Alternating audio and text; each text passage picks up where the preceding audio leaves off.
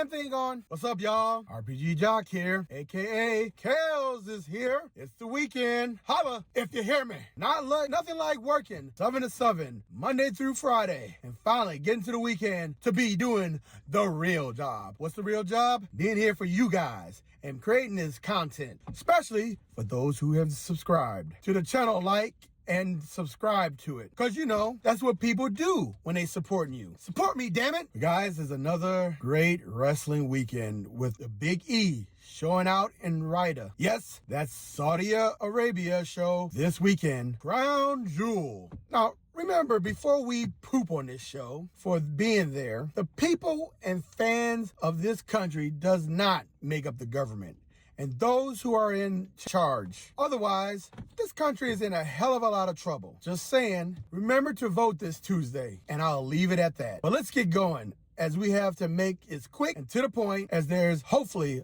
other content to make this weekend. With that intro over, let's get to it. Let's real talk about it. Predictions of WWE's Crown Jewel 2024. Let's freaking go!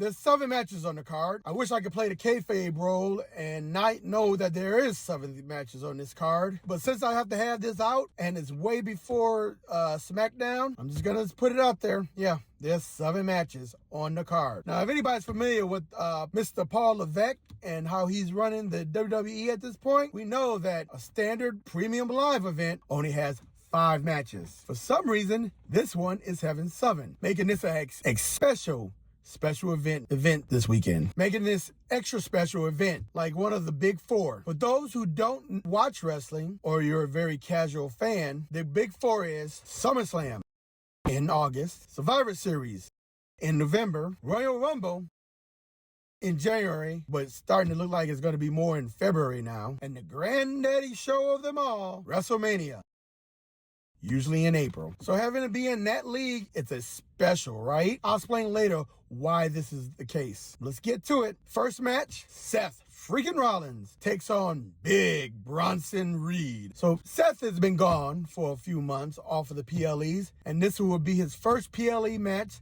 since King of the Ring. He takes on the big monster Bronson Reed, who's been tearing it up on the Raw. He's been this dangerous destruction force that has terrorized and destroyed most of the set and people that's on Raw. Now, I ain't gonna lie, I've enjoyed Bronson Reed and how they've been running him and pushing him. They were supposed to face earlier in the year, back in Perth during the Elimination Chamber, but Seth got injured, and plus, Big Bronson Reed became a big old daddy and had a child that period of time. So essentially, this match got postponed. Well, we're getting it this weekend. So the most obvious choice would be giving this to Bronson Reed for the win here, to help him push him more to the main event spot. Though the argument could be made that Seth would need this win to help him get, since he's been off for so long, that he eventually shows down with Punk, which we all believe is going to happen at this next year's WrestleMania. I think we still have little time before we are ready for that storyline and that build-up. And again, Bronson needs the win a little bit more than Seth does. So I give it to Bronson Reed this time around. Next up, WWE Women's Tag Team Championship, Jade Cargill and Bianca Belair takes on Kairi Sane and Io Sky versus Lash Legend and Jakara Jackson versus Chelsea Green and Piper Niven. That's right, we've cramming 8 women into the match to get the miniest women featured on this show. And you thought AEW would only do something like this. Jokes aside, it's featuring the best of who is left in the main roster as talents go, though I thought we would have slotted some notable missing talent on this one. But DI is in full effect again, people. We have 6 people of color and 2 people of non-color. Without a doubt, Trips is looking at all the optics of diversity, equality, and inclusion in this match. But that being said, come on, guys. You have Bianca Belair, Io Sky, and I don't know if you remember a couple of weeks ago, they tore it up in their singles match against each other. Even with the next in line, Lash Legend and Jakara Jackson making their very first PLE match, still think this is probably gonna do some decent good. I gotta admit, those girls' nerves gotta be killing them right now. Being on the main roster in a PLE with some of the 6 other most veteran stars they have, yeah, the inexperience is going to show in this match with those girls. But with the talent, and I believe with the strong support of people like Bianca and Io Sky, they think I'll be able to make it work. But the rookies got a tough challenge ahead of them to even stand up and compete with these other ladies. And even though the Black Mega Sisters, that's what I'm calling them this month, are probably going to retain the titles, I'm hoping that there is some kind of, I don't know, advancement of their story here, or some kind of form or fashion, or at least some kind of implications that leads to the Survivor Series Women's War Games match. But yes, Belair Cargill Duel will retain their World Tag Team title. Match number 3, Randy Orton versus Kevin Owens. Back on September 27th edition of SmackDown, we saw Cody, Randy, and Kevin in the ring together, fending off the tainted bloodline. It's literally been over only a month ago when that happened. 5 weeks later, here we are. Kevin Owens, who have been off TV that long, taking on his once good ally Randy Orton in a match. It's all been a mystery on why this is happening in the first place. How did things turn so bad between Kevin Owens and Randy Orton and Cody Rhodes? We saw Kevin beating up Cody Rhodes outside of Cody's tour bus, not showing it on the PLE. We saw Kevin laying out Randy Orton soon after him attacking Cody. Again, not on any really TV show, just the remains of what happened. And Kevin has yet to explain his side of the story and why he's doing this. And people have simply gone with it. All we know, Kevin is upset and that they don't want him on the show because he's a danger in his current state of mind. Trips has been involved in the storyline, stating the fact and protecting Kevin, or protecting Randy from Kevin. They've had barely explained anything, and yet here we are. And it's all intriguing simply because how they framed it. Either that has to be some very lazy booking or some amazing storytelling. It's honestly hard to tell at this point. But without a doubt, when the dust clears and the blood has been shed for this match, you really, really have to do some explaining. This is a toss-up win, but if I had to choose, I'm going with Kevin, serving up the victory to build up whatever this is going to end up being. And let's be honest, Randy is probably going to eventually keep losing this year for that all big payoff when he eventually does what we all know and expecting, and I think a lot of us hoping that he does. So him losing right now would not matter when the overall story is revealed. So yes, Kevin goes over on Randy this weekend. Next up, United States Champion LA Knight versus Andrade versus Carmelo Hayes. Y'all thought they were packing the hell out of the card already, right? Well, we got a triple threat match. One of the best mid-card stories going this summer from WWE. And finally, yes, the internet wrestling community, we have a black male wrestler has made it on a PLE, and honestly, he deserves it. Carmelo versus Andrade has been the best of 7 series and has set matches that people put together. Has been some of the best matches that we have seen put together this past summer. You know what? Someone online this year told me that ever since Andrade came back, they haven't done anything with him and that he's going to be buried. I wonder what that guy is saying nowadays. And here we are, a big time match build up for the championship, the United States champion. Now, honestly, do I think this match was still a show? Not really. And honestly, I don't really have a true confidence in picking a winner. All 3 men have had a great summer and they have been getting a great run in their current roles. And again, this best of 7 series between Andrade and Carmelo has been fire. But in the end, I don't think they're going to be ready to take the belt off the megastar with the mouth. So yeah, LA Knight will retain his title. But him doing so, where does that leave Andrade or Carmelo at this point? We'll have to wait and see. Match number 5 of this card. Roman Reigns and the Usos versus the Bloodline. A 6-man battle, the beginning of a civil war. Honestly, this is the spoiler match I was referring to. As of this taping, SmackDown hasn't aired. And we all know that if you've been on the internet or a wrestling fan, know that they taped this SmackDown last week. I don't know how they're going to explain them being on SmackDown on a Friday night in America and then suddenly in the afternoon tomorrow being in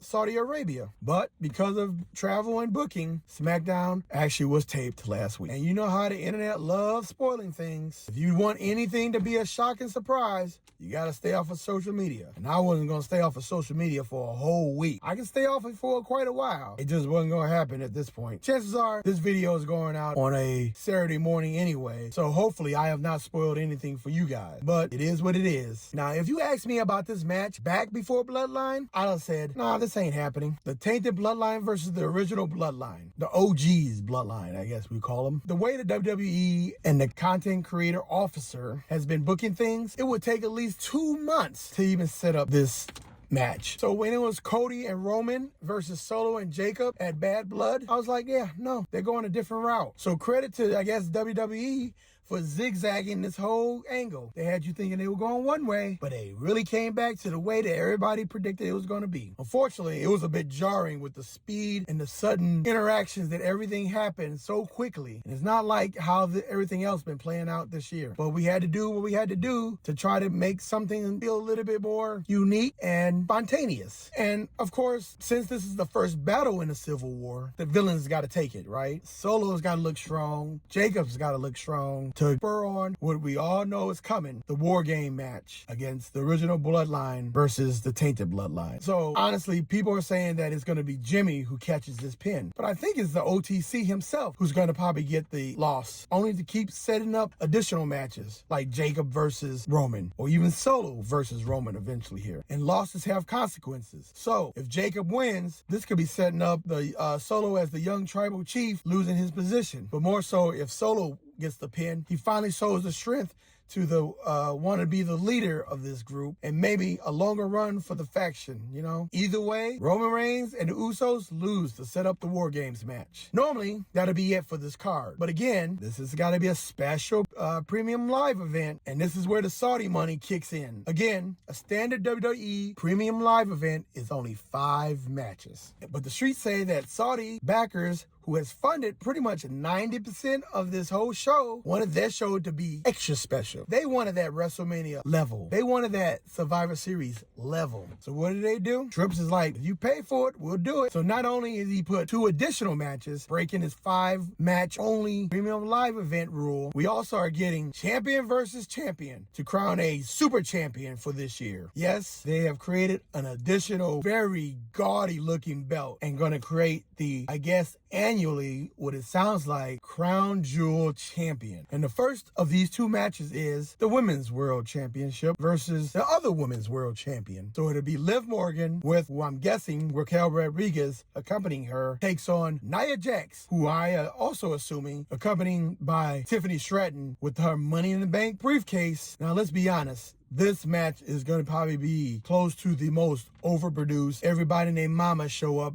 to interfere or cause some kind of distraction match of the night. Now, of all the people I thought was going to get involved with this, I honestly thought Rhea was going to be one of the main ones. But in recent events, on the latest NXT show, Rhea was jumped by Liv and Raquel. And the streets say this is a legit injury that happened actually a couple of weeks ago, and this was just a way of writing her off the show for a while. So we may not see a Rhea tonight. Then again, maybe this is all a work, and we will get to see Rhea tomorrow, but they just want to throw us off the scent. Only time will tell. But if I had to pick between who's going to take this match, Liv versus Nia, gotta go with Nia. Yeah, and the only reason I feel like is because they're setting Nia up to be the big monster so that when the returning Charlotte Flair comes back, which could happen this weekend, but I'm more likely it's going to happen probably in December during Sarah Knight's main event, comes back and challenge Nia Jax for the title. Do I think Tiffany finally cashes in? I think there's going to be this weird where she's going to try to attempt to, but obviously there's going to be too many things in the way for her to actually want to do it. And once again, she's going to hold that Money in the Bank briefcase until next year when Charlotte comes back. And then that's when all the hell is going to break loose. And finally, the 7th match in this elite premium live event. You got the undisputed WWE champion, Cody Rhodes, take on the World Heavyweight Champion, Gunther. So here we are with the last match of the night, or the last match of the afternoon when we be able to watch it. Or it could be the second to last match, depending if the Bloodline once again get the main event spot, which seems to always happen when you're dealing with Roman Reigns. And this, again, is for the Crown Jewel Champion, which hopefully we'll only hear about it for a month, because otherwise you're going to make your champions look uneven. I think the story of Cody Rhodes continues as he takes on the most dominating champion in wrestling. Well, since Roman Reigns himself, the hard-hitting Gunther, takes on Cody. It's been a good build to this match with some nice promos being cut. And again, Cody, to most people's eyes, even in that title, the way they phrase it, he has the official main belt. But Cody has been winning a lot, and this could be a way for some people to see there's a need to be a change at the top if he loses. Gunther has not had many title defenses since winning at SummerSlam in September. But if there's a chink in the plot armor to be found, it should be Cody who's the one who should find it. This will be, at least for the rest of the year, get to call themselves the first ever Crown Jewel champion. Whether that is a good thing or not is yet to be determined. But I predict the winner will be Gunther. Will get his win by nefarious ways. Nefarious ways mean, does Kevin get involved? Does Randy get involved? Hell, Kaiser could get involved. We don't know. But will this be a clean win? I don't think so. Just to protect both champions, it shouldn't be. And again, if Cody taking a loss to further a storyline is the best option, they're going to do it. But boy, this one was booking as hard as it can be. How do you book the both champions and one of them will take a loss to the other? Well, we'll see what they come up with. Well, that's it. 7-match card. So this show should be at least 4 hours long. And we will probably get a match card for Survivor Series War Games out of it too. Then a 6-match card at Royal Rumble this year. Trips is going to set himself up to end up eventually having 6 to 7 matches per card if he's not careful, because he's going to want to work that 5-card match again, and people are just not going to be used to it. Well, I'm already done. This video has been long enough. As always, thanks for sticking me to the end. Hope you have a great weekend. Let me know what you think will win in the comments below. Well, that's it. Like and subscribe. I'm tapping out. Peace.